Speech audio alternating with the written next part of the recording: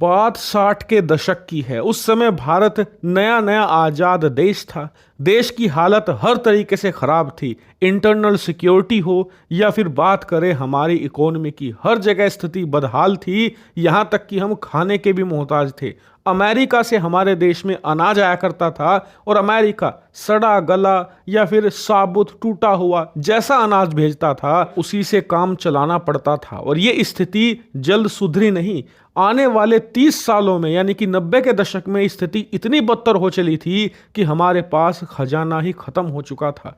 हम कुछ ही हफ्तों तक सामान दुनिया से इंपोर्ट कर सकते थे। डर यह था कि हमारे यहाँ पर तेल जैसी जो एक मामूली चीज है वो ना खत्म हो जाए, खाने पीने के लाले ना पड़ने लगे। और तब जाकर आप जानकर हैरान होंगे कि उस समय रिजर्व बैंक ऑफ इंडिया को अपने पास रखा सोना गिरवी तक रखना पड़ा था। अब आप खुद सोचिए कि एक आम घर में जब घर की औरतों को अपना सोना गिरवी रखना पड़ जाए तो ये कितनी ज्यादा बुरी स्थिति होगी। उस समय तो हमें अपने देश का सोना गिरवी रखना पड़ गया था। इससे आप अंदाजा लगाइए कि भारत उस समय कितनी शर्मनाक परिस्थितियों से जूझ रहा था। लेकिन आज 45 सालों के बाद भारत ने जून 2024 में जो कमाल कर दिखाया है वो ऐतिहासिक है। इसके बारे में अगर किसी 1990 के व्यक्ति से पूछा जाए टाइम में वापस जाकर तो वो शायद यकीन नहीं करेगा, क्योंकि उस वक्त इस मुकाम पर पहुंचना माउंट एवरेस्ट पर नंगे पैर चढ़ने जैसा है। उस समय अगर आप किसी विदेशी व्यक्ति से भी पूछते ना कि भारत क्या कभी इस मुकाम पर इस मंजिल को पा पाएगा, तो सब हमारे मुंह पर हंसते और कहते कि पहले खाने का जुगाड़ कर लो तब मंजिल पाना। लेकिन आज मुझे गर्व है कि मेरा राष्ट्र आज न सिर्फ इस ऐतिहासिक ऊंचाई को छू चुका है बल्कि इसके पार भी जा चुका है। क्या है ऐतिहासिक ऊंचाई? आप अपनी स्क्रीन से खुद देख सकते हैं।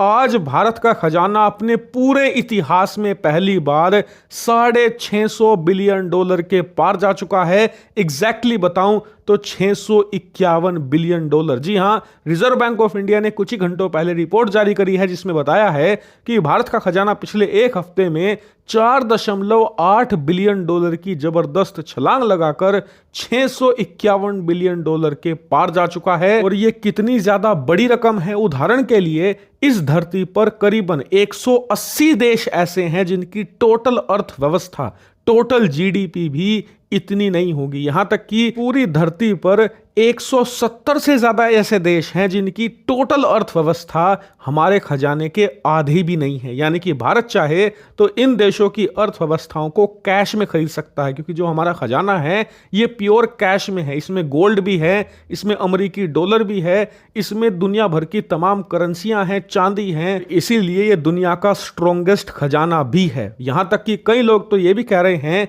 कि जो एंशिएंट इंडिया हुआ करता था, जिसे सोने की चिड़िया कहा जाता था, उसके पास भी इतना खजाना नहीं था। हालांकि आप कहोगे कि शायद होगा, सोने चांदी उस समय ज्यादा हुआ करते थे, लेकिन उस समय आप ये भी देखिए कि भारत अलग अलग राजाओं में, अलग अलग रजवाड़ों में बटा हुआ था। हर राजा अपने पूरे साम्राज्य को एक अलग एंटिटी के तौर पर रिप्रेजेंट करता था। ऐसे में उनका खजाना भी बटा हुआ था। लेकिन आज का भारत एक यूनाइटेड भारत है, संयुक्त भारत है, और इसका खजाना भी संयुक्त है। इसीलिए इसकी संभावना हो सकती है। हालांकि यह काम रिसर्चर्स का है, वही एग्जैक्टली बता पाएंगे कि इसमें कितनी सच्चाई है। लेकिन एक बात तो तय है कि ये एक ऐतिहासिक मुकाम है, भारत जहां पर पहुंच चुका है। लेकिन हमें रुकना नहीं है। हमारा खजाना अभी माउंट एवरेस्ट तक पहुंचा है, हमें तो इसे ओलंपस मॉन्स तक ले जाना है। अब माउंट ओलंपस क्या है, कहां है, कितना ऊंचा है, ये आप मुझे कमेंट करके बताइए।